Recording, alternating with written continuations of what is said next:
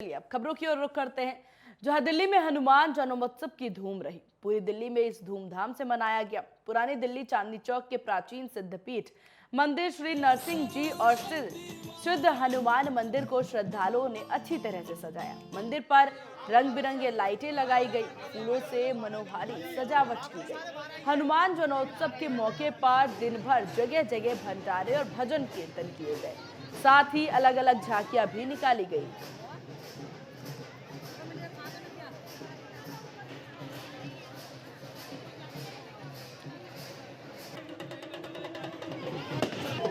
मैं सबसे पहले आप सभी देशवासियों को और आपके चैनल के माध्यम से आप सभी के दर्शकों को मैं श्री हनुमान जयंती की हनुमान जन्म उत्सव की बहुत बहुत शुभकामनाएं देना चाहता हूं। आप सभी देशवासियों को हनुमान जन्म उत्सव की बहुत बहुत शुभकामनाएं।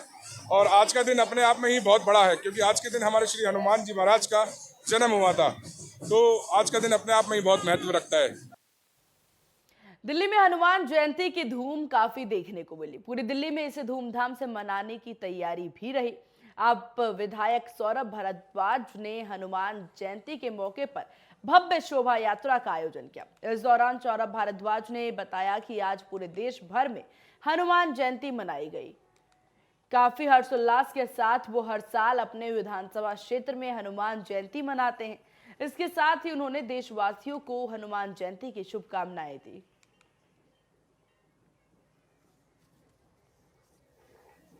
आज हनुमान जयंती है।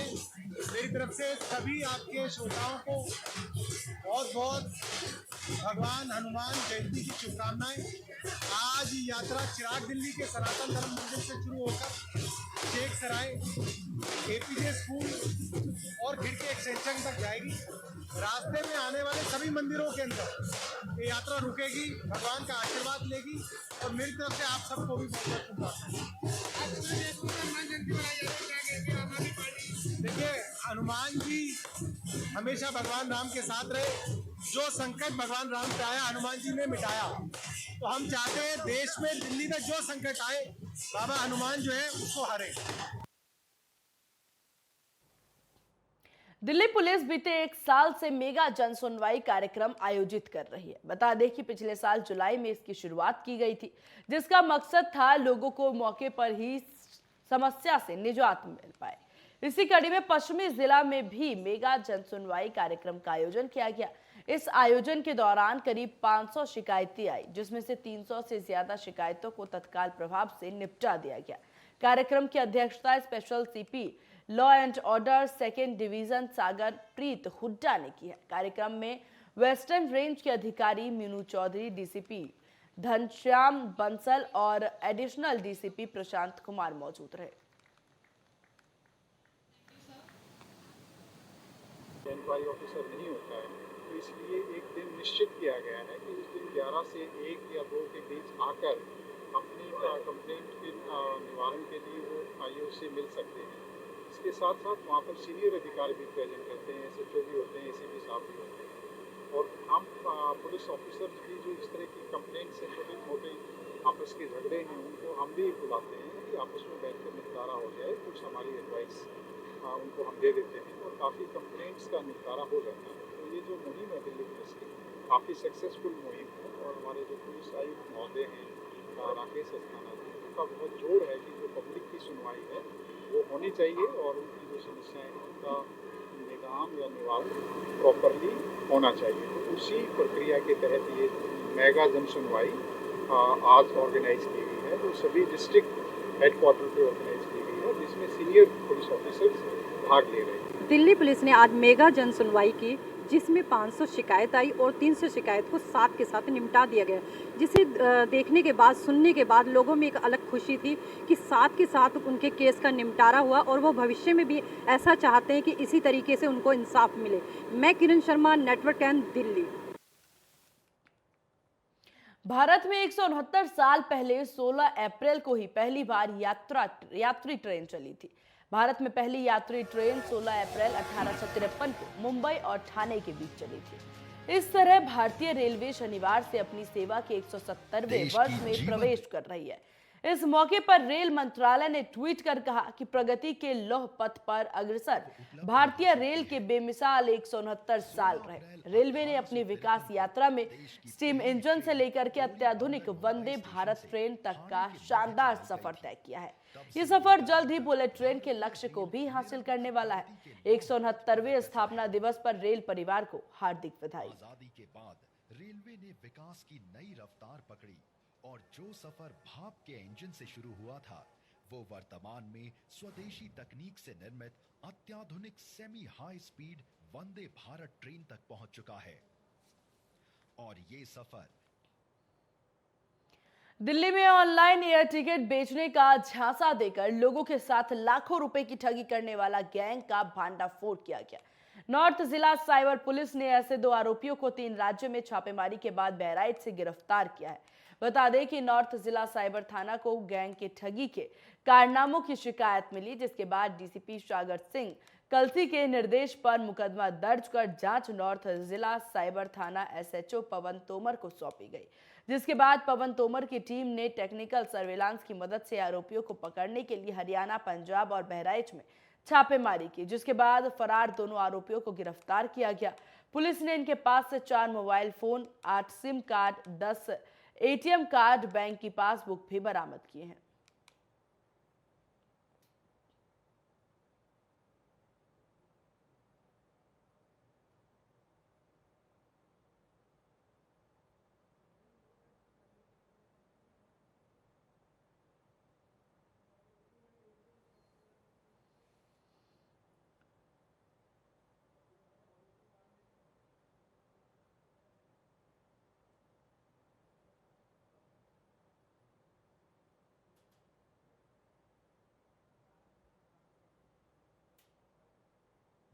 हमारे पास साइबर पुलिस स्टेशन में एक कंप्लेंट आती है।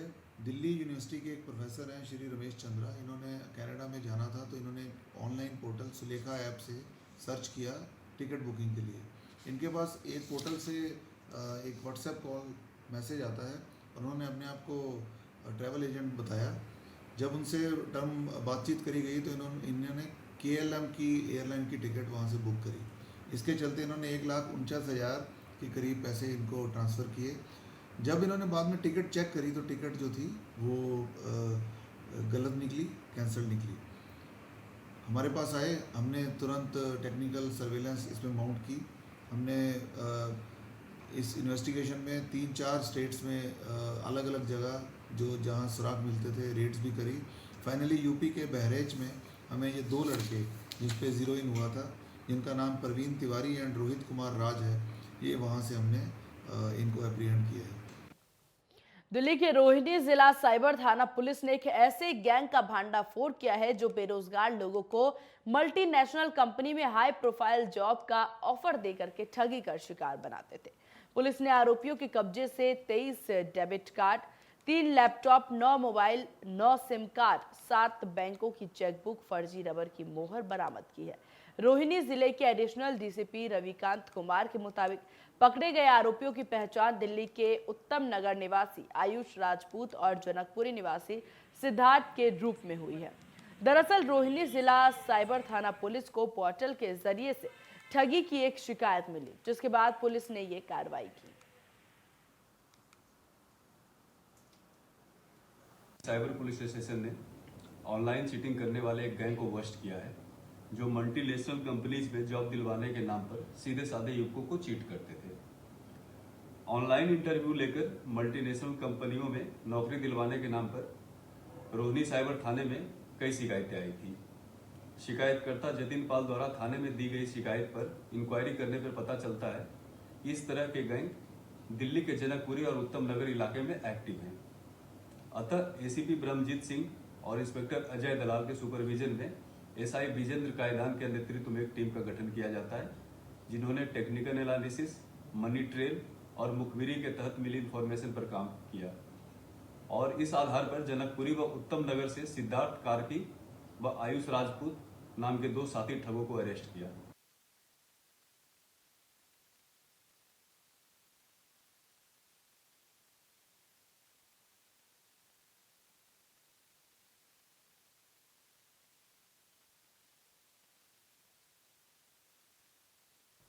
वहीं दिल्ली के जहांगीरपुरी में हुए हंगामे और हिंदू शोभा यात्रा पर पथराव मामले में अब पुलिस ने स्थिति को नियंत्रण में किया है।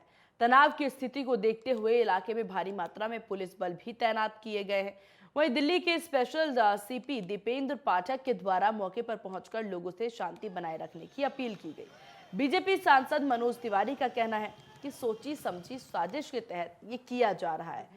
दरअसल दिल्ली के जहांगीरपुर इलाके में दो गुटों के बीच जमकर हंगामा हुआ, जिसमें एक पुलिसकर्मी सहित कई लोग घायल हुए। हनुमान जयंती के दिवस पर पूरे देश में जगह जगह पर शोभा यात्रा निकाली जा रही थी। ऐसी एक शोभा यात्रा दिल्ली के जहांगीरपुरी इलाके में भी हिंदू संगठनों द्वारा निकाली जा रही थी और जैसे ही शोभा यात्रा कुशल सिनेमा के पास पहुंची, शोभा यात्रा पर जमकर पथराव शुरू कर दिया गया। हालत को काबू पाने के लिए दिल्ली पुलिस के आला अधिकारी मौके पर पहुंचे, जहां पर स्पेशल सीपी दीपेंद्र पाठक ने खुद कमान संभाली और मौके पर पहुंचकर गलियों में जाकर उन्होंने लोगों से अपील की कि शांति को बनाए रखें।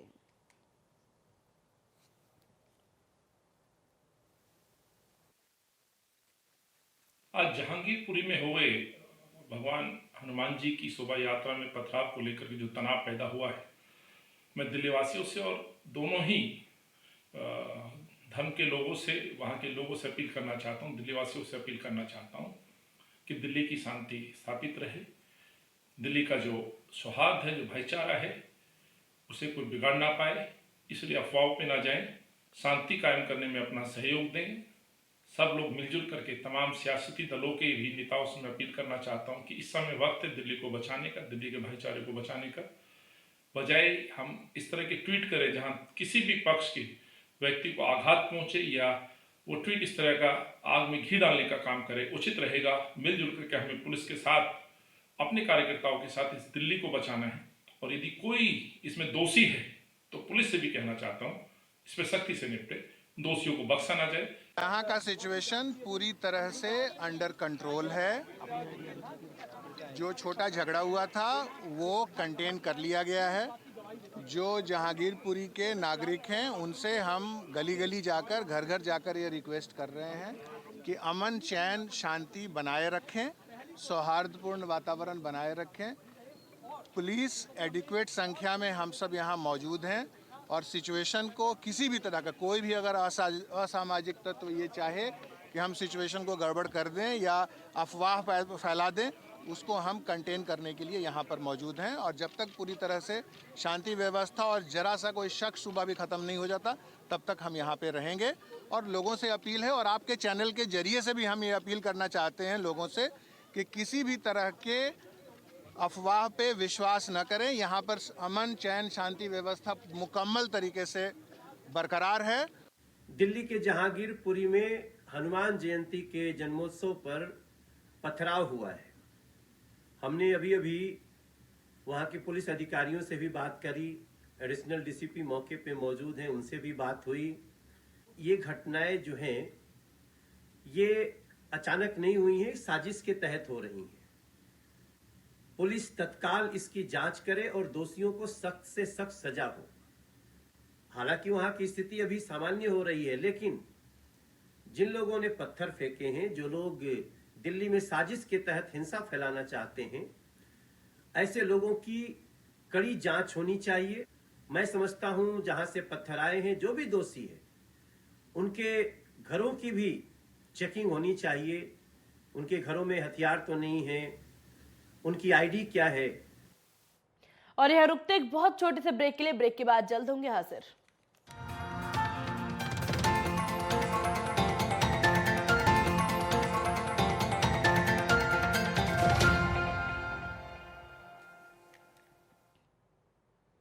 ब्रेक के बाद एक बार फिर स्वागत है आप सभी का। चलिए रुक करते हैं खबरों की ओर, जहां द्वारिका में गुप्त सूचना के आधार पर एसआई सुभाष और एसीपी विजय सिंह की टीम ने द्वारिका मोड़ के पास से एक अफ्रीकन मूल के व्यक्ति को हिरासत में लिया। उसके कब्जे से 76 लाख की हेरोइन बरामद की गई। बता दें कि नशे सिंडिकेट को तोड़ने के लिए द्वारिका पुलिस तेजी से काम कर रही है। आरोपी के पास से एक स्कूटी भी बरामद की गई है।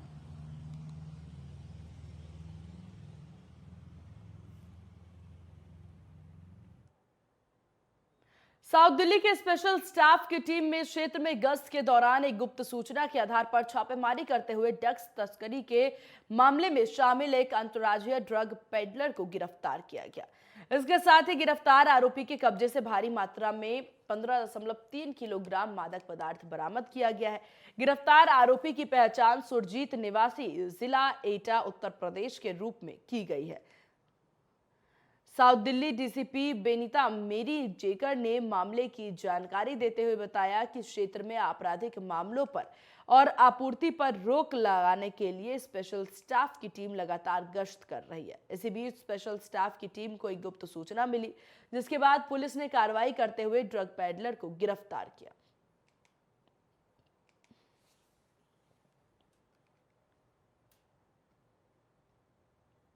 इधर उत्तम नगर के काली बस्ती के गैस वाले गोदाम के पास पेट्रोलिंग के दौरान कांस्टेबल सिद्धार्थ ने एक संदिग्ध को देखा। उसने भी पुलिस को देख करके भागने की कोशिश की। इस पर सिपाही सिद्धार्थ की मुस्तैदी से उसे पकड़ लिया गया। सरसरी तलाशी लेने पर उसके पास से एक बटन वाला चाकू बरामद किया गया। आरोपी थाना बिंदपुर से घोषित बदमाश है। आरोपी की पहचान दीपक के रूप में हुई है। बता दें कि द्वारिका जिला पुलिस के ऑपरेशन वर्चस्व के तहत आरोपों पर लगाम लगाने के लिए अपराधों पर लगाम लगाने के लिए पेट्रोलिंग में तेजी लाई जा रही है, जिसके तहत उन्हें कामयाबी भी मिलती नजर आ रही है।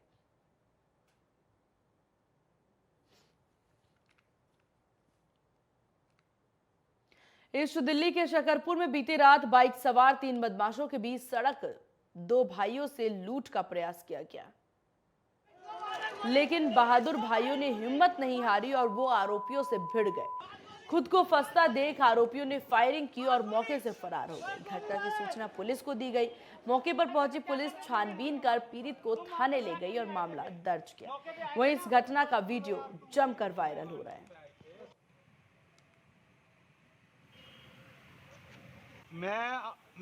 मैं मंदिर के सामने खड़ा था जी।